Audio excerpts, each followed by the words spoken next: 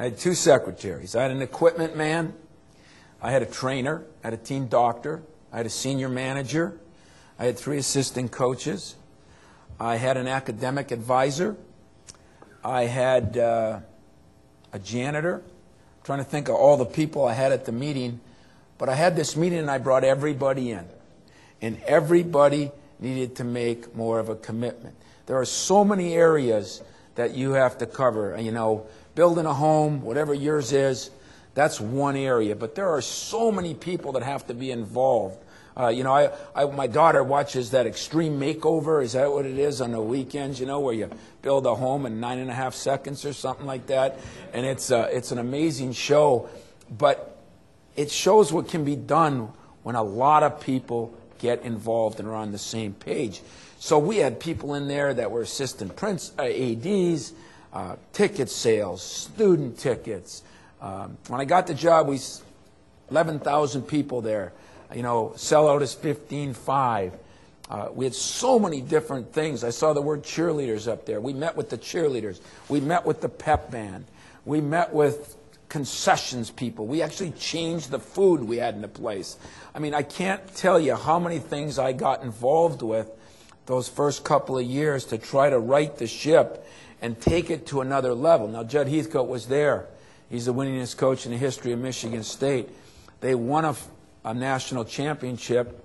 You know, as I tell him, if I took one of you in this room and gave you Magic Johnson, you have a good chance to win a national championship. So, you know, he won a national championship with Magic Johnson, and then they were on a long hiatus where we didn't do much. So trying to bring it all back, trying to regroup everybody was what I was doing. Number one key after that meeting was everybody started to get on the same page. And to this day, I think I have the only janitor in the nation that has a national championship ring, because I made him a big part of what we did. And when we won that national championship 3 years later, and I presented him with that ring, and he cried, I realized how important it is to make sure you take care of everybody in your organization one way or another. Building a program but not a team is what I'm all about. I'm in it for the long haul. And anytime you're shortcutting it, you're probably cheating some people. I have a saying in my locker room, PP, TPW. Players play. Tough players win.